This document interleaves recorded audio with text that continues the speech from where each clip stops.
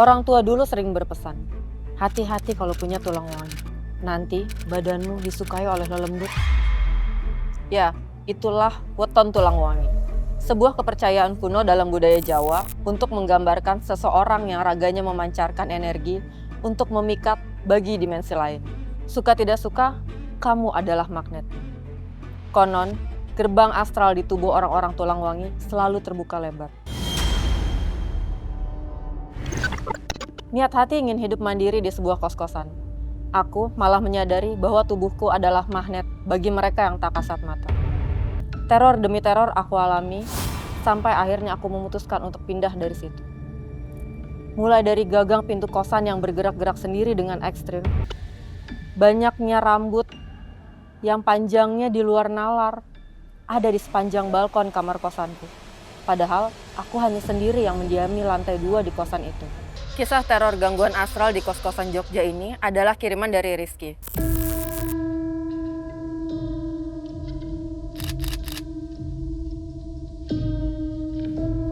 Kini ia pindah ke ibu kota, tapi teror tersebut tidak mereda, melainkan terus menghantuinya.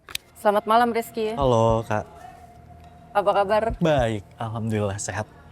Kisah gangguan astral kamu kan sempat viral nih di media sosial. Betul. Dari yang di kos-kosan Jogja pertama ya. Iya. Gimana sih itu awalnya? Mungkin boleh diceritain? Awal ngekos di Jogja itu karena waktu itu aku kuliah di kosan Jogja, terus emang gak kepikiran kalau misalkan di kos itu tuh ada sesuatunya.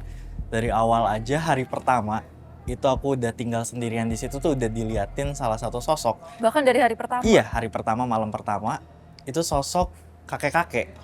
Ada di depan kamarku, di kamar yang bener-bener kosong, kakek-kakeknya ngeliatin keluar. Tuh hari pertama ngekos di situ. Dan dia diem aja di situ? Diem aja, ngeliatin aku. Kamu kan sering banget nih digangguin. Pernah ada yang bilang nggak kalau kamu tuh masuk kategori tulang wangi gitu ya? Iya, kalau beberapa sih aku lihat ada di komen orang-orang ngomong kalau misalkan aku tuh ya tulang wangi kayak gitu-gitu. Awalnya aku kayak apa sih nih tulang wangi gitu. Terus aku akhirnya cari tahu. Mungkin itu jadi jalan keluar biar aku nggak diganggu lagi kan. Ternyata emang beberapa persamaannya tuh ya sama. Misal kayak menarik makhluk-makhluk kayak gitu. Iya, tanpa kamu sadari kamu menarik makhluk-makhluk itu ya. Betul. Ini kan sekarang kamu posisinya udah pindah ya dari Jogja ke Jakarta, itu udah berapa lama sih? Karena udah lulus dari tahun 2017 sampai tahun 2020 itu aku di kos Jogja. Terus tahun 2020 sampai sekarang 2026 aku ada di daerah Jakarta lah gitu. Awalnya aku ngerasa kayak oh itu gangguan udah selesai. Tapi ternyata setelah aku pindah ke Jakarta kerja di sini makin parah. Itu entitas yang samakah sama yang di Jogja sampai kamu bisa bilang itu terornya berlanjut? Yes, awalnya aku ngira itu tuh mungkin dari kosan yang aku tinggal sekarang ya. Emang nggak ada ngikut-ngikut segala macem. Cuman setelah aku ngelihat satu sosok yang bener-bener mirip banget sama yang pernah gangguin aku di kos Jogja, aku langsung mikir kayak, oh ternyata ini ngikut. Yang paling sering itu adalah sosok nenek-nenek pakai kebaya merah, gitu. Dan itu pernah ngasih pesan, pokoknya pakai bahasa Jawa, intinya ragaku itu udah ditunggu di papan apa gitu. Raga kamu? Iya. Nenek-nenek itu bilang raga kamu ditunggu? Iya, semacam ngasih ancaman gitu.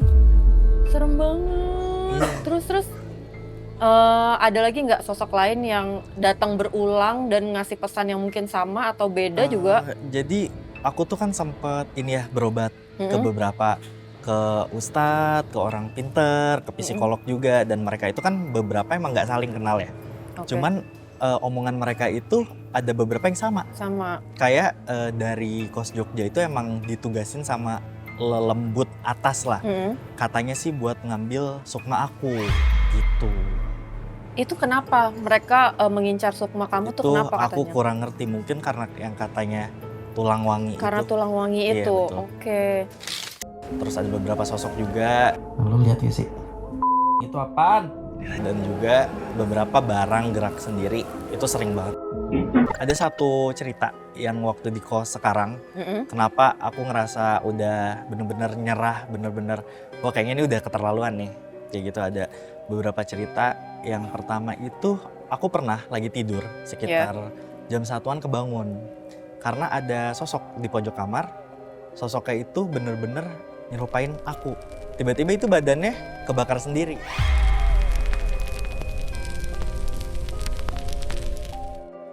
Apa ya, ini nggak wajar.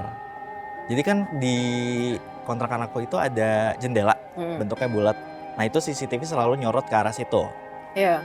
Dan ternyata di jendela itu ada yang nongol, bukan sosok Sugus, bukan sosok tapi Banaspati, dan kerekam di kamera. Oh, makanya kamu lihat badan kamu kebakar itu ya, karena Banaspati itu kan Takutnya emang mengeluarkan ancaman api, atau iya. jangan ceritain kos itu atau gimana, nggak ngerti sih. Dan beberapa temen yang pernah main ke sana pun kalau nggak sakit, pusing, ya badannya pegel-pegel, aneh. Kayak abis trekking ke gunung, padahal ya emang main ke kontrakanku doang. Setelah itu kamu nggak lama pindah lagi ya kosan itu? Iya, sekarang udah sekitar 2 bulanan udah pindah ke tempat yang lebih baru, lebih baik.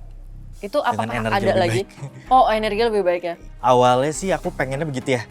Namanya tempat baru kayak gitu-gitu, aku pun nggak mau cerita tentang setan-setan lagi di situ, bener-bener di situ. Tapi ternyata ya ada aja yang nongol, yang ngetok kaca. Masih sosok Gitu. yang sama? Ada satu sosok yang sama. Yang mana tuh yang sama yang kemarin? Ada sosok perempuan dengan baju hitam.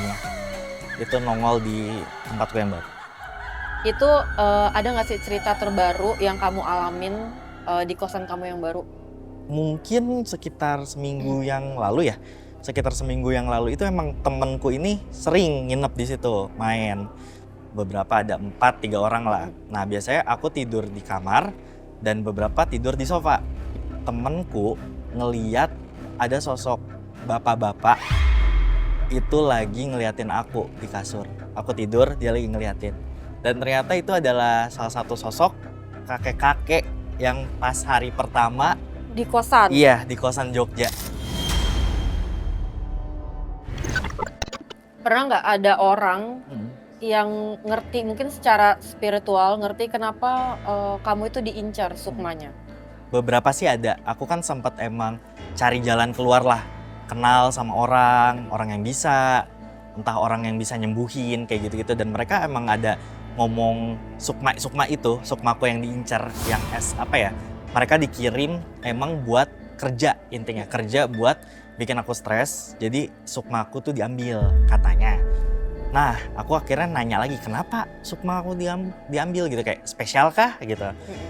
Ya ternyata emang sukmaku tuh bisa jadi makanan mereka di kos Jogja dalam fase long time. Jadi mereka nggak perlu nyari-nyari lagi gitu. Dari sekian banyak nih kejadian, kapan sih kamu tuh mikir untuk kayaknya aku perlu ngebuktiin ini semua gitu? Aku keinget salah satu film horor yang naruh tepung atau bedak di lantai dan mereka ada jejaknya. Nah karena aku ngerasa beberapa kali itu ada yang bolak-balik, akhirnya aku taruh lah di tempat yang biasa aku lihat mereka bolak-balik itu. Itu kamu lihat mereka bolak-balik atau dengar suaranya? Bahkan ada masuk ke kamera juga lewat di depan pintu kamarku gitu. Akhirnya aku taruh situ, aku tungguin sekitar 4-5 hari. Ya kerekam CCTV, jejak jalan, dia lewat di terigu yang kamu pasang itu.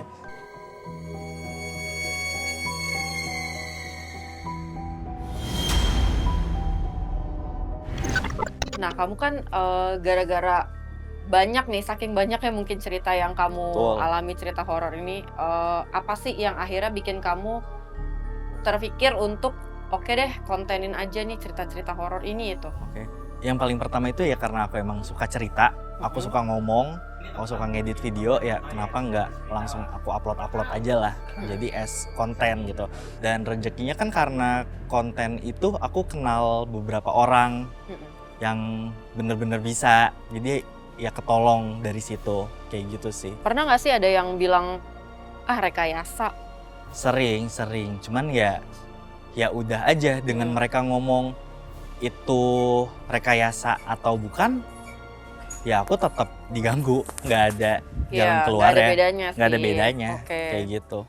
Oke, makasih ya Kak Rizky udah hadir di sini. Semoga gangguannya cepat mereda Amin. atau bahkan nggak ada lagi sama Amin. sekali. Jadi hidupnya lebih tenang ya. Betul, betul. Pemirsa, antara logika dan misteri memang ada hal yang sulit dimengerti. Percaya atau tidak dengan kisah ini, semua kembali kepada apa yang Anda yakini. Saya Taca, sampai bertemu di kisah On The Spot Misteri selanjutnya.